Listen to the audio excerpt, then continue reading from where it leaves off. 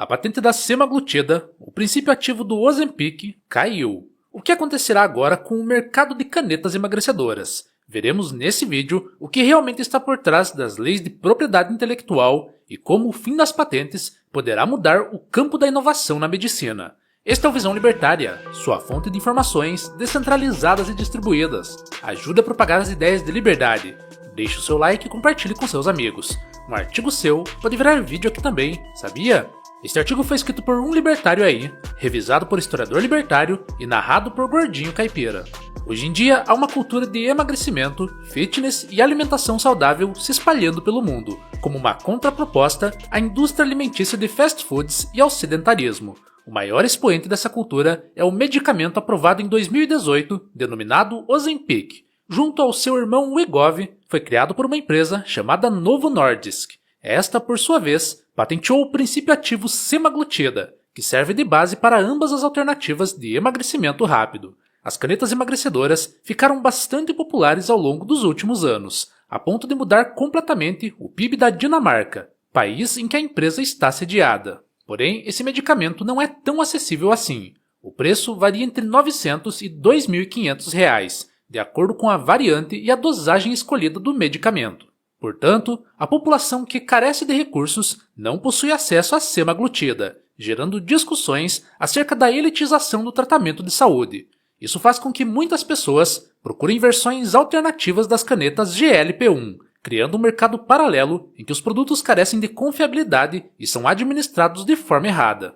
A patente gerada pela Novo Nordisk faz com que nenhuma outra empresa possa utilizar a semaglutida por determinado período de tempo.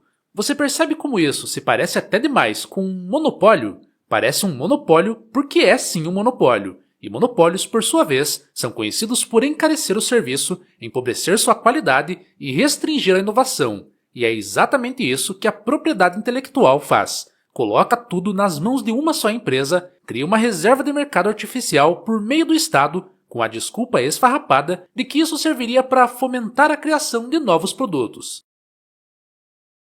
Agora eu te pergunto, qual é a vantagem que a Novo Nordisk possui em melhorar seus produtos? Nenhuma. E o mesmo acontece com a Eli Lilly Company, que possui a patente da tirzepatida, também baseada em GLP-1, dona do Mounjaro, a caneta concorrente. Fazer com que outras empresas não possam fabricar um produto com o mesmo princípio ativo é uma ideia ridícula e muito autoritária. Muitas pessoas se acham no direito de dizer que são donas de uma fórmula, de um conjunto de elementos químicos, que podem ser copiados livremente por outras pessoas. Afinal, a propriedade privada rege somente recursos escassos, e fórmulas não são escassas. Se eu não posso juntar os meus recursos, minha propriedade privada, e criar um medicamento replicável, nesse sentido, a propriedade intelectual é uma invasão à propriedade privada, e portanto, ilegítima. Esse tipo de restrição só pode ser realizado com o uso do aparato estatal, e de forma coercitiva. E ainda há pessoas dizendo que isso acabaria com a inovação, o que é uma mentira completa defendida pelo Estado. Adivinhe uma época em que não havia propriedade intelectual, o Renascimento. Você vai me dizer que não houve inovação e avanços científicos no período renascentista? Isso seria ignorar a realidade. Outro exemplo, a aviação se desenvolveu rapidamente na Europa no início do século XX, porque Santos Dumont, ao contrário dos irmãos Wright, deixou qualquer um inovar em cima do que havia inventado. Ele divulgava projetos, demonstrava publicamente seus aparelhos e não tentou monopolizar comercialmente o avião. O 14 bis, por exemplo, foi mostrado em público em Paris, diante de jornalistas e especialistas, o que ajudou muito na popularização do avião. Se ele tivesse patenteado os aviões, é possível que estivéssemos anos ou até mesmo décadas atrasados nesse ramo. Agora veremos um grande exemplo de como a propriedade intelectual pode ser prejudicial ao consumidor. Nos anos 90, a empresa de games Bandai Namco decidiu que era uma ótima ideia patentear um mecanismo no qual você jogava algo rápido durante a tela de carregamento para passar o tempo. A patente foi concedida nos Estados Unidos em 1998. O exemplo mais conhecido era o jogo Ridge Racer, no qual o jogador podia jogar uma versão simplificada de Galaxian enquanto o jogo principal carregava.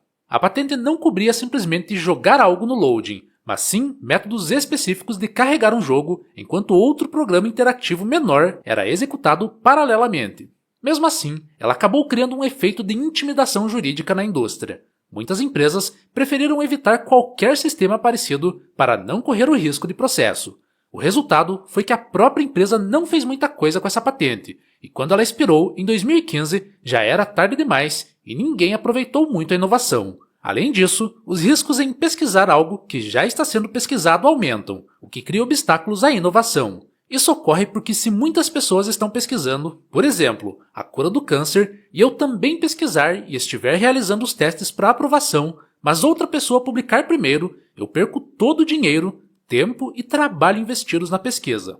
Isso gera um incentivo contrário à descoberta, à invenção e à inovação. Compreendeu agora, com tantos exemplos, como o processo de patentes é uma besteira e em nada ajuda e, na verdade, piora a invenção e a inovação? De fato, é um ótimo mecanismo corporativista para criar um monopólio a partir do Estado e beneficiar algumas poucas empresas em detrimento do resto da população.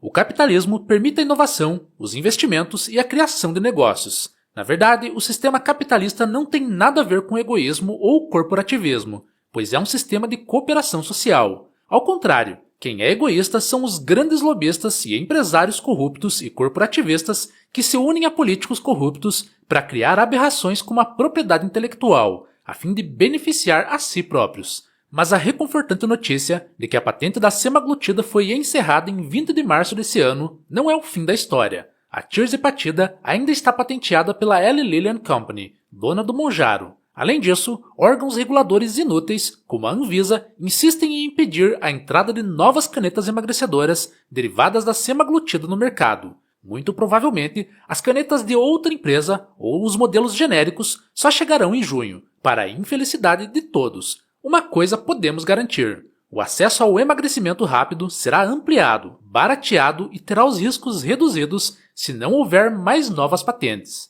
A Anvisa, em sua deplorável existência, acredita que as pessoas não são capazes de escolher o melhor produto para si próprias e precisam que o Estado, em sua inestimável sabedoria, faça isso por elas.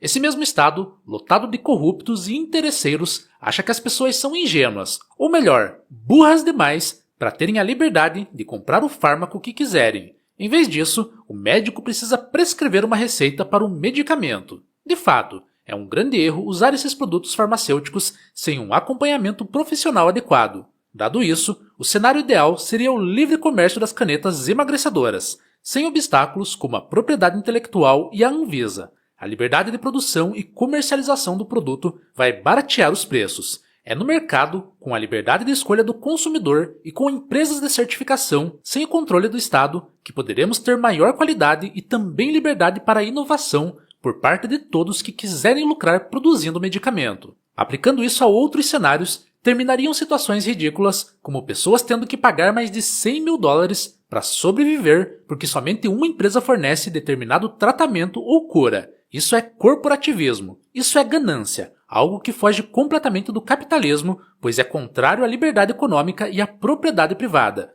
Todo o ramo da saúde, ou qualquer outro ramo que hoje não fosse mais subordinado às leis de propriedade intelectual, seria beneficiado pela criação de concorrência na prestação de serviços e produtos. E isso não beneficia o empresário, como muitos pensam que o capitalismo faz, mas sim o consumidor, que é o verdadeiro afetado por essas baboseiras e pelo capitalismo de mentirinha. Como bem escreveu o jurista, escritor e teórico libertário Stephen Kinsella sobre o problema da propriedade intelectual. Direitos autorais e patentes não protegem propriedade, eles restringem a concorrência. A verdade é que a propriedade legítima só existe sobre bens escassos e tangíveis, enquanto ideias podem ser reproduzidas infinitamente sem privar o autor original do seu uso.